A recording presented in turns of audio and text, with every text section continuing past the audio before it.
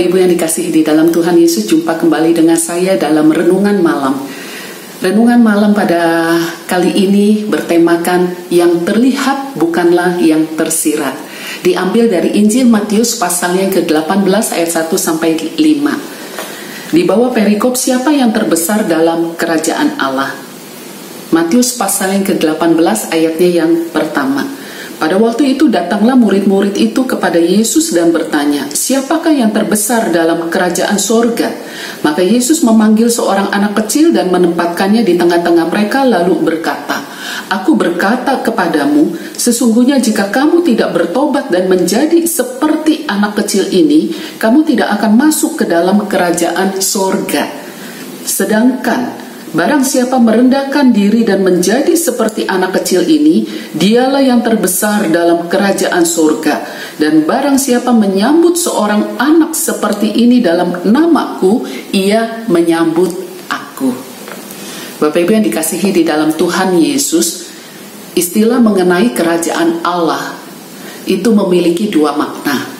Makna di dalam masa kini dan makna di dalam masa yang akan datang. Kerajaan Allah di dalam makna yang masa yang akan datang ini memberikan satu pengertian mengenai penyataan pemerintahan Allah terhadap semesta, terhadap dunia ini. Di masa yang akan datang ada satu penyataan pemerintahan Allah terhadap dunia ini. Ini yang disebut setelah kiamat ataupun setelah kematian kita. Kita akan masuk di dalam sebuah kerajaan yang baru, yaitu kerajaan Allah. Suatu bentuk penyataan pemerintahan Allah atas dunia ini. Tetapi pemahaman kerajaan Allah di masa sekarang atau masa kini adalah berbicara tentang akal budi, berbicara tentang tutur kata, berbicara tentang sikap hati, berbicara tentang perbuatan yang tunduk dan taat kepada hukum-hukum Allah, kepada perintah-perintah Allah. Jadi berbicara tentang kerajaan Allah pada masa sekarang adalah berbicara tentang bagaimana kita tunduk kepada Allah sebagai Raja. Berbicara tentang kerajaan Allah pada masa sekarang adalah berbicara tentang bagaimana kita taat kepada hukum-hukum Allah yang adalah Raja kita, bagaimana kita tunduk dan berusaha untuk menjadi seturut kebenaran firman Allah di dalam dunia ini. Itulah kerajaan Allah. Tetapi pemahaman ini belum dimengerti oleh para pengikut Kristus, termasuk murid-murid Tuhan. Berbicara tentang kerajaan bagi mereka pada masa itu, ini menjadi suatu isu yang sangat menarik. Karena kondisi hidup mereka yang pada waktu itu mereka sudah tidak memiliki negara. Mereka menjadi orang-orang yang terjajah, yang ditindas oleh bangsa yang menjajah mereka. Bahkan di antara mereka pada waktu itu banyak kelompok-kelompok separatis yang berjuang mati-matian untuk membangun kembali negara mereka. Dan muncullah Yesus Kristus yang menawarkan tentang pengajaran kerajaan Allah. Di dalam setiap pengajaran Yesus Kristus selalu menekankan tentang kerajaan Allah. Dan ini menjadi isu yang sangat menarik bagi para murid Kristus. Apalagi dari minggu lepas minggu mereka melihat pamor Yesus Kristus, guru mereka itu semakin besar, semakin menunjukkan kuasanya. Dan mereka juga melihat dari minggu lepas minggu, bulan lepas bulan, pengikut Kristus semakin bertambah dan tersebar di berbagai daerah. Ini memunculkan ambisi mereka yang besar untuk ikut ambil bagian di dalam kerajaan itu kelak. Sehingga menjadi semakin tajam pertentangan permasalahan di antara para murid untuk menjadi siapa yang terbesar di dalam kerajaan itu. Siapa perdana menterinya, siapa menteri keuangannya, dan sebagainya. Siapa tangan kanannya, siapa yang berada di tangan kirinya. Karena isu tentang kerajaan semakin membuat mereka berambisi untuk ikut ambil bagian di dalam kerajaan itu. Nah, ini dilihat oleh Tuhan Yesus. Sehingga di dalam Matius pasal 18 ayat yang pertama sampai kelima, Tuhan Yesus memanggil para murid, khusus para murid yang sedang sangat berambisi dan saling berebut kekuasaan di antara mereka. Tuhan Yesus menegaskan tentang kerajaan Allah.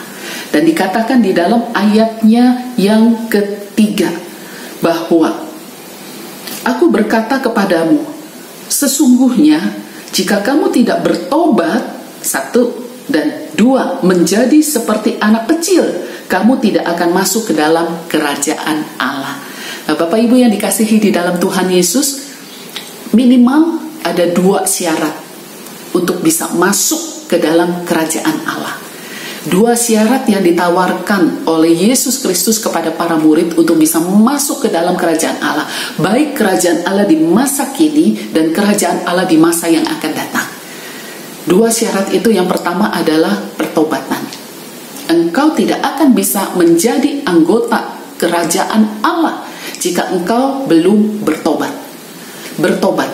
Apa artinya bertobat? Bertobat itu artinya berbalik. Berbalik 180 derajat. Bukan 360 derajat ya Bapak Ibu. Karena kalau 360 derajat balik lagi ke titik awal. Bertobat artinya berbalik. Berbalik secara akal budi, berbalik secara tutur kata, berbalik secara sikap hati, berbalik di dalam perbuatan 180 derajat. Kalau dulunya saya pembohong, ketika saya bertobat, saya berusaha untuk tidak berbohong dan menjadi orang yang jujur dan berkata apa adanya. Berbalik 180 derajat. Itulah bertobat. Bertobat juga mempunyai pemahaman secara rohani di dalam pengertian suatu perubahan 180 derajat hubungan kita dengan Tuhan di dalam Kristus Yesus. Kalau dulu hubungan kita dengan Tuhan begitu jauh karena dosa, tetapi setelah kita bertobat percaya kepada Yesus Kristus, hubungan kita dengan Tuhan begitu dekat di dalam Kristus. Itu adalah pertobatan. Jadi pertobatan bukan hanya percaya kepada Yesus Kristus di dalam pemahaman engkau berkata saya percaya, tidak. Tetapi pertobatan yang dimaksud oleh Yesus Kristus adalah bukan hanya sikap hati dan mulutmu berkata aku percaya kepada Yesus Kristus, tetapi pertobatan itu juga menyangkut tentang akal budimu yang diperbaharui. Surat Roma itu juga berbicara tentang tutur katamu, itu juga berbicara tentang sikap hatimu, itu juga berbicara tentang perbuatanmu yang berbalik 180 derajat dan memuliakan Allah. Itulah pertobatan. Apakah engkau sudah bertobat? Jika engkau sudah bertobat, engkau adalah anggota kerajaan Allah. Tetapi bukan itu saja syaratnya untuk kita menjadi anggota kerajaan Allah. Syarat kedua, untuk bisa masuk ke dalam kerajaan Allah dan menjadi anggota kerajaan Allah, Tuhan Yesus berkata menjadi seperti seorang anak kecil. Bahkan ketika itu Tuhan Yesus pinjam seorang anak kecil, taruh di tengah-tengah, dan murid-murid melihat menjadi seperti seorang anak kecil. Menjadi seperti seorang anak kecil, bukan menjadi anak kecil balik lagi jadi anak kecil. Apa yang dimaksud dengan menjadi seperti anak kecil?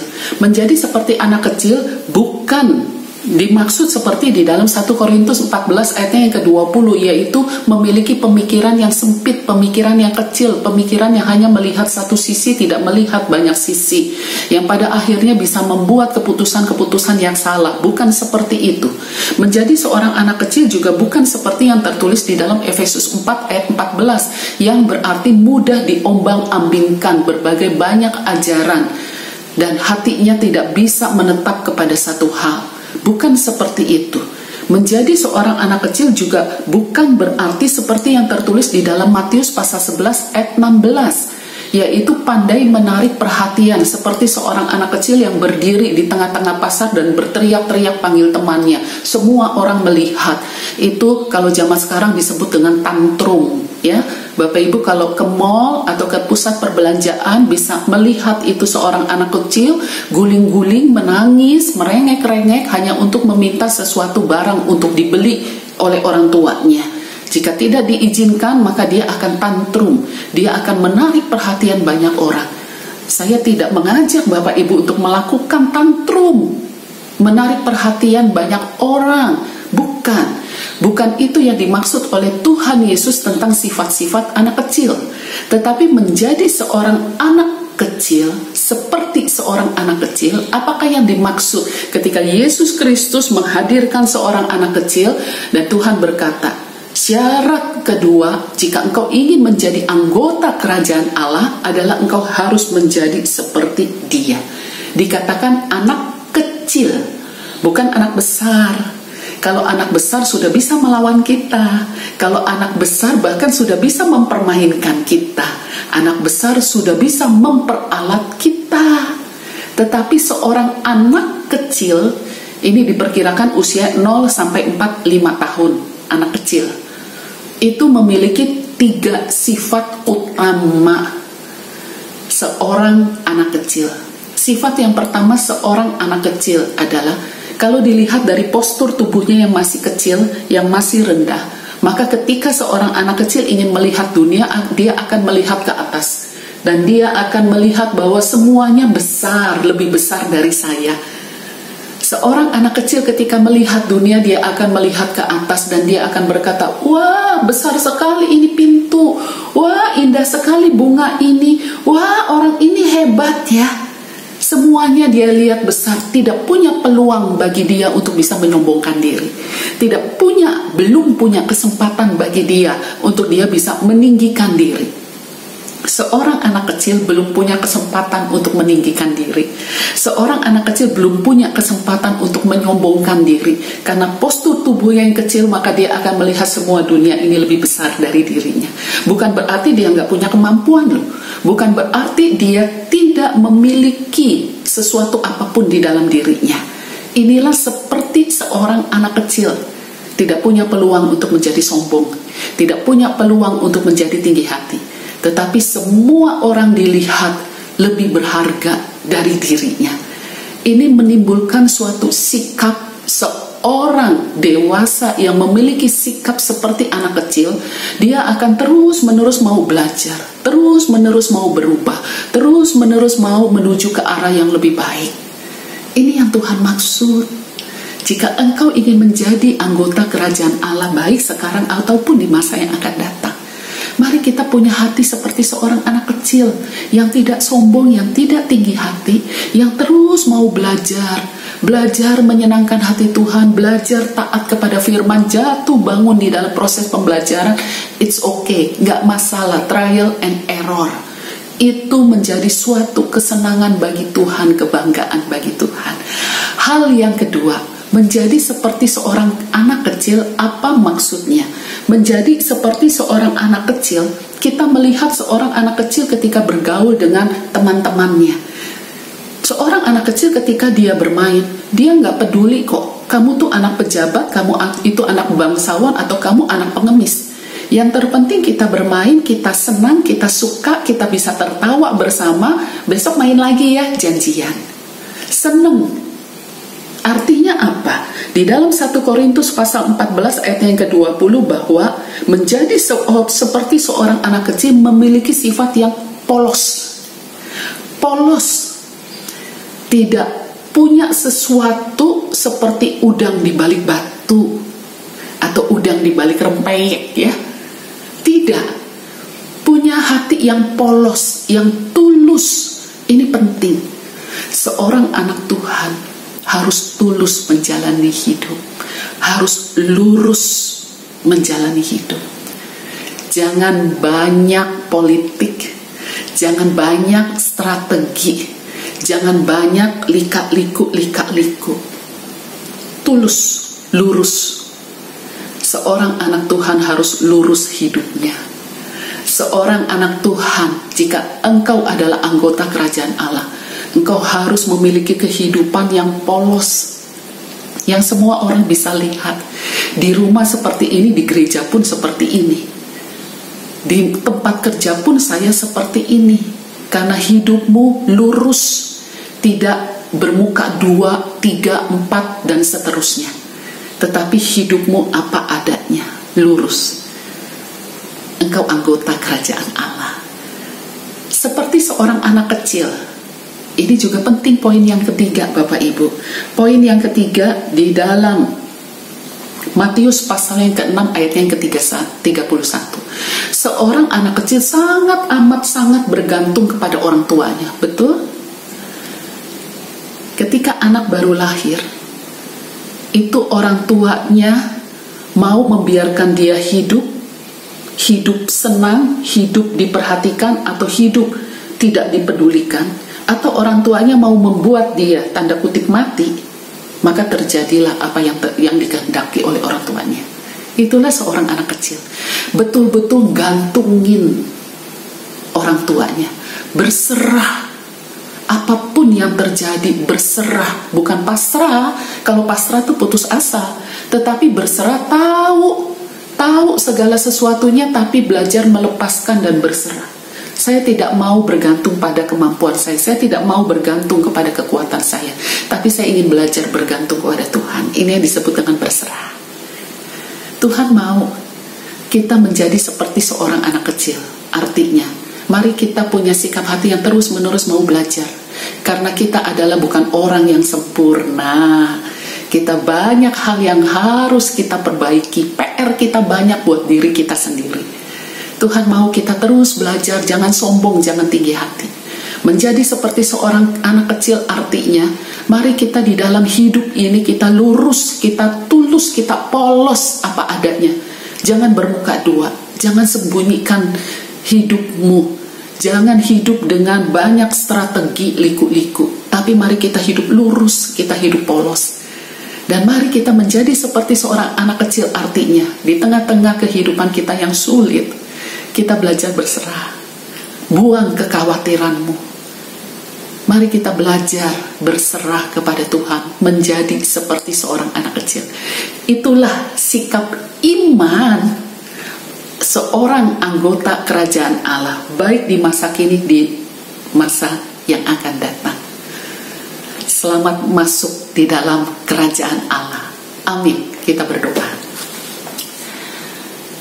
Kepada Allah yang mengasihi kami bersyukur kepadamu Tuhan, jika di dalam perjalanan hidup kami dan keluarga kami adalah anggota kerajaan Allah. Cinta kasih anugerah Tuhan sudah mempertobatkan kami, mempertemukan kami dengan Yesus Kristus. Engkau menjadi Tuhan dan Juru Selamat di dalam perjalanan kehidupan kami. Dan di dalam perjalanan hidup kami ingin belajar terus-menerus Tuhan, menjadi seperti seorang anak kecil yang tidak tinggi hati, tidak sombong, terus mau belajar menjadi pengikut Tuhan, menjadi orang-orang yang taat dan tunduk kepada perintah-perintah-Mu. Berikan kepada kami hati yang mau belajar, menjadi seperti seorang anak kecil, juga mengajarkan kami untuk kami dapat hidup sederhana apa adanya, tulus polos, tidak ditutup-tutupi, tidak bermuka dua, tetapi hidup apa adanya. Menjadi seperti seorang anak kecil adalah seseorang yang belajar berserah kepada Tuhan yang adalah Rajanya. Tuhan, inilah setiap kami. Berikan kepada kami hati seperti seorang anak kecil. Di tengah-tengah kesulitan kami, di tengah-tengah kekhawatiran kami, di tengah-tengah pergumulan kami pada saat ini, jadikan kami seperti seorang anak kecil. Di dalam nama Tuhan Yesus kami berdoa bersama-sama. Amin. Selamat malam Bapak Ibu sekalian, Tuhan Yesus memberkati.